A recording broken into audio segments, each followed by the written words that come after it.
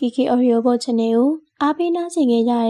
့ဆရာရဲ့ပရိသတ်များအားလုံးပဲမင်္ဂလာပါရှင်ဒီကနေ့မှာတော့ဆရာရဲ့ပရိသတ်များအားလုံးနားဆင်မှုအတွက်စာရေးဆရာတင်ညွှန်ရေးသားထားတဲ့ထူးဆန်းသောအတုပဆိုတဲ့ဇာတ်လမ်းလေးပဲဖြစ်ပါတယ်ဟုတ်ကဲ့ပါဒါဆိုရင်တော့ဇာတ်လမ်းလေးကိုခုပဲစတင်လိုက်ပါပြီဆရာကြီးညနေကြောင်းလို့ရင်အဖိုးကအိမ်ကိုခဏလောက်ကြွားခဲ့ပါအောင်နဲ့ဘာဖြစ်လို့လဲမောင်သိန်းတားလည်းမသိဘူးအဖိုးကဆရာကြီးကိုပြောခိုင်းလိုက်လို့အေးထမင်းစားပြီးရင်လာခဲ့မယ်လို့ပြောလိုက်ဟုတ်ကဲ့ပါဆရာကြီးရှစ်တန်းကတပည့်ဖြစ်သူမောင်သိန်းကကျောင်းစစ်ကျတပည့်ပေါ်မှာရှိတဲ့စာရွက်တွေကိုသိမ်းနေကျွန်တော်ကိုလာပြောခြင်းဖြစ်တယ်သူအဖိုးလို့ပြောတဲ့ဥပမြင့်ကကျောင်းကျိုးတော်ဆောင်တူဖြစ်တဲ့အပြင်ကျောင်းကိစ္စမှန်သမျှသာမကအရက်ကိစ္စမှလည်းလက်မနေတဲ့တိတ်ကုန်နေကြီးတူဖြစ်တယ်ရွာမှာလူစဲတာအဆင်ဖြစ်ပြီးအင်္ဂလိပ်ခေတ်ကတောကောင်းကြီးဖြစ်ခဲ့တဲ့အတွက်ကြောင့်သူ့ဩဇာအာဏာဒီနယ်တစ်ဝိုက်မှာအလွန်ကြီးမားတယ်ရွာမှာစာတက်ပေတန်းရှားတဲ့အထက်ကဥပမြင့်တို့လို80ကျော်ရီထဲမှာသူ့လောက်စာတက်တဲ့သူမရှိလို့ပြောရမှာဖြစ်တယ်။သူကကိုရန်လောက်ထိကျောင်းနေပူခဲ့ပြီးအင်္ဂလိပ်တွေထဲမှာစရေးစင်းနဲ့မှုတတ်ခဲ့တဲ့အတွက်ကြောင့်အင်္ဂလိပ်လိုမှတ်နေရပြောနိုင်ဖတ်နိုင်တယ်။မြမစာအနေနဲ့လည်းသူ့ရဲ့အဲကဲမှာရှိတဲ့စာအုပ်ဗီဒီယိုတွေကစာပေတွေကိုကြည့်ချင်းသူပြောဆိုနေရတွေကိုနားထောင်ခြင်းဖြင့်သူ့ရဲ့အစင်တန်ကိုသိနိုင်တယ်။ကျွန်တော်ကျောင်းဆင်းပြီးရေမိုးချိုးကထမင်းစားတောက်ပြီးမှညနေမှလူလူချိန်မှာရွာထဲကိုထွက်လာခဲ့တယ်။ဥပမြင့်နေထိုင်တဲ့အိမ်ဝင်ကြီးကရွာပြင်ဘုန်းကြီးကျောင်းနဲ့ကက်လက်ဖြစ်ပြီးတော့သူ့အိမ်ကြီးကဘုန်းကြီးကျောင်းနဲ့အပြိုင်ကြီးကျယ်ခမ်းနားလာပြီးတအိမ်လုံးကိုကျွန်းပြင်းကရိုးတွေနဲ့ဆောက်ထားပြီးတိုင်တွေကလည်းအလုံးတိုင်တွေဖြစ်တယ်။အိမ်ကြီးကိုအစင်မြင်လှလှပပမိုးမှန်ထားပြီးတော့တအိမ်လုံးကိုရေနံတွေဝါနေအောင်တုပ်ထားတဲ့အတွက်ကြောင့်အိမ်မဲကြီးလို့လည်းအရက်ကခေါ်ကြတယ်။လာစီယာအဖေကအပေါ်တက်မှာကျွန်တော်ခြံထဲဝင်လိုက်တာနဲ့ဥပမြင့်ရဲ့သားကြီးမောင်စောလူကကြိုဆိုပြီးကျွန်တော်ကိုအိမ်ပေါ်တက်ကိုခေါ်သွားခဲ့တယ်အပေါ်တက်မှာအောင်လေးမိအိမ်တွေကိုထွန်းထားတဲ့အတွက်ကြောင့်မလို့လင်းနေခဲ့တယ်။ဥပမြင့်ကဂရင်ပေါ်မှာခေါင်းတွေကိုကျုံးမိပြီးထိုင်ကစာအုပ်တုပ်ဖတ်နေတယ်။ဆရာကြွပါခင်ဗျာ။သူကစာအုပ်ကိုပိတ်ပြီးဘေးနားမှာချလိုက်ခါပြောလိုက်တယ်။ကျွန်တော်ခြေထောက်တွေမထောင်နိုင်လို့ဒီတိုင်းနေမယ်နော်။သူခြေထောက်တွေကဖောရောင်နေရပါတယ်ခင်ဗျာ။နေသားသလိုနေပါရပါတယ်။ဒါနဲ့ကျွန်တော်ခေါ်ရတဲ့အကြောင်းရင်းကမောင်စောလို့ခင်ဗျားဖေတားရီသမီးတွေမြေးတွေချွေးမတဲ့အားလုံးခေါ်လိုက်စမ်းကွယ်။ဟုတ်ကဲ့ဖေတားဖြစ်သူစောလူကအိမ်မောကပြန်ဆင်းသွားခဲ့တယ်ဆရ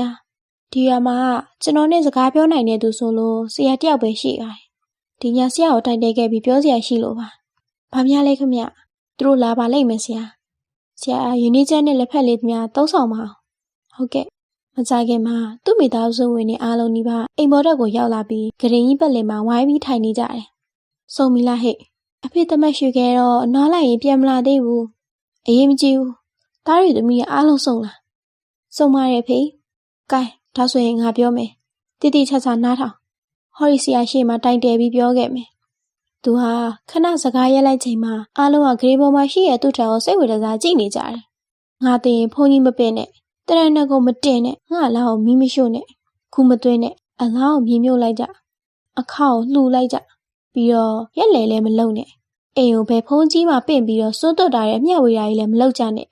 နားတယ်ပြီလားဒီစကားကိုဟော်ရီကျောင်းဆရာကြီးရှေ့မှာတိုင်တယ်ပြီးပြောတယ်အတန်ကျဲဆက်တွေလည်းမဖွင့်နဲ့ဒီနေ့တင်အချိန်ရှိသေးဒီနေ့ချလိုက်ကြမမီရဲ့နောက်နေ့ချစုံရက်မရမရွေးနဲ့ဘယ်သူမှမငိုနဲ့ငါမတောင်းမကစားစိနဲ့လဲဘယ်ကိုအကောင့်တင်ပြီးချက်ချင်းခ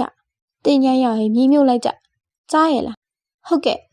တာကြီးကသူ့ဖေကတင်ပေးမှထိုင်ရင်ပြောလိုက်တယ်ထပ်ပြောမယ်ဘယ်ဖုန်းကြီးမှပင့်စရာမလိုငါတင်ငါဘာသာအေးစစ်စစ်ထွက်သွားမှာငါဘာမှမကောင်းတာတခုမှမလုပ်ခဲ့ရသူဆိုတော့ငါတင်ဘယ်ရောက်မညာရောက်မယ်ဘာဖြစ်မယ်ညာဖြစ်မယ်ဆိုတာတွေကိုအစွဲထားစရာမလို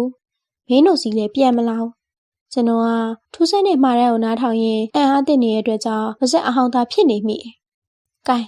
ငါပြောတာနားလည်ရင်သွားကြတော့အလုပ်ရှိရလုပ်ကြအားလုံးအိမ်ပေါ်ကဆင်းသွားကြတယ်။နောက်ဆုံးအိမ်ပေါ်တက်မှာဥပမြင့်နဲ့ကျွန်တော်နှစ်ဦးသာကြံခဲ့တော့တယ်။ဆရာကြီးရင်းနှီးလေးတစ်ခွက်လောက်ကန်းစမ်းပါခင်ဗျာ။ကျွန်တော်သူ့ကိုရင်းနှီးတစ်ခွက်ကန်းပေးလိုက်တယ်။သူကရင်းနှီးကိုမှုတ်တော့ရင်ကဆရာကျွန်တော်တင်မှားခဲ့တာတွေကိုဆရာကိုတိုင်တယ်ပြီးမှားရတာကျွန်တော်ဘာဖြစ်လို့တိုင်တယ်ရတာလဲခင်ဗျာကျွန်တော်မကြိုက်တာတွေသူတို့လောက်မှစိုးလို့ပေါ့ဆရာကြတော့ကျွန်တော်အိမ်ကသားသမီးတွေအားလုံးလောက်နေပါအောင်စာတင်မှုရဲ့သူဆိုတော့ကျွန်တော်မရှိရင်သူတို့ကြားမယ်သူဆိုလို့ဆရာပဲရှိရဲ့လေဦးရဲ့ဥမာရာတွေကထူးဆန်းလို့ကျွန်တော်ဘာပြောရမှန်းတော့မသိတော့ပါဘူးခင်ဗျာဘာတွေများဆန်းနေလို့လဲဆရာဗုဒ္ဓဘာသာဝင်တယောက်အနေနဲ့ဦးစကားစမ်းမနေဘူးလားခင်ဗျာဦးတင်ဘုန်းကြီးတွေကိုအိမ်မလာစေနဲ့တရဏဂုံမတင်နဲ့စွန့်မသွတ်နဲ့ အမျက်မွေးလဲဆိုတာတွေကအစိုးရောက်လို့မနေဘူးလားဗျာအိမ်ညကျွန်တော်နဲ့ဥပမြင့်တို့ရင်းတဲ့အထိဆွေးနွေးခဲ့ကြတယ်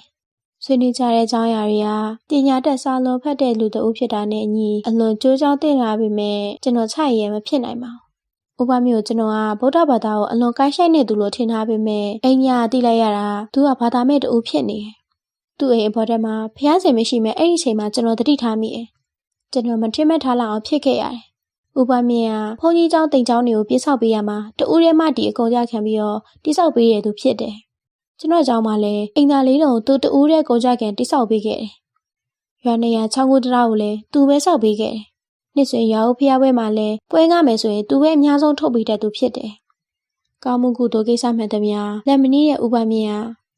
ကျွန်တော်ဘာမှမကိုးကွယ်ဘူးဆရာဒါပေမဲ့တာသမီတွေကိုတော့သူတို့အမေသဘောဆိုပြီးခွင့်ပြုပေးထားတယ်။ဒါပေမဲ့ကျွန်တော်အိမ်မှာကျွန်တော်နေတဲ့နေရာဖျားစင်မရှိဘူး။ကလေးတွေနဲ့သူ့မိနေတဲ့နေရာအောက်ထပ်မှာတော့ဖျားစင်ရှိတယ်။ဒီအိမ်မှာကျွန်တော်တယောက်ပဲဘာမှမကိုးကွယ်တာ။ကွယ်လွန်သွားတဲ့ကျွန်တော်ဇနီးကတော့ကဘာပေါ်မှာကိုးကွယ်လို့ရတာမှတမျှ။သူကိုးကွယ်တာပဲဗျာ။ သူကအားရပါရရဲနေ။ရဲနေပြီဖြစ်တဲ့အတွက်ကြောင့်မလို့ကျွန်တော်သူ့ကိုနှုတ်ဆက်ပြီးပြန်လိုက်ခဲ့တယ်။သူ့ရဲ့နောက်ဆုံးစကား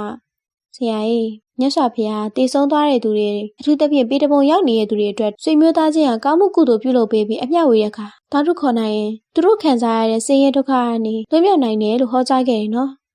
အဲ့တော့ပေတပုံမှာရောက်နေတဲ့သူတွေအတွက်ပဲပေါ့ဗျကျွန်တော်သိပေတပုံရောက်မယ်လို့ဆရာထင်သလားမထင်ပါဘူးခင်ဗျာဦးကကောင်းမှုတွေအများကြီးလုပ်ခဲ့တဲ့သူပဲဒါကြောင့်ပြောတာကျွန်တော်ကပေတပုံရောက်မဲ့သူမှမဟုတ်တာသူတို့ပြောနေတဲ့နက်ပြည်ဒါမှမဟုတ်လူပြည်ကိုပြန်ရောက်နေအမျှဝေကောင်းမှုလုပ်ပေးတာတွေကအလကားဖြစ်နေမှာပေါ့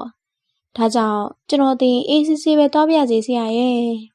ကျွန်တော်သူနဲ့အငင်းခုန်မလုပ်ခဲ့ပါသူလည်းလွတ်လပ်စွာယုံကြည်ခွင့်မယုံကြည်ခွင့်ရှိတယ်လို့ကျွန်တော်လည်းကျွန်တော်ခံယူချက်နဲ့ကျွန်တော်ဖြစ်တယ်သူနဲ့ကျွန်တော်အိမ်ည8 နာရီခန့်အထိစကားတွေပြောခဲ့တယ်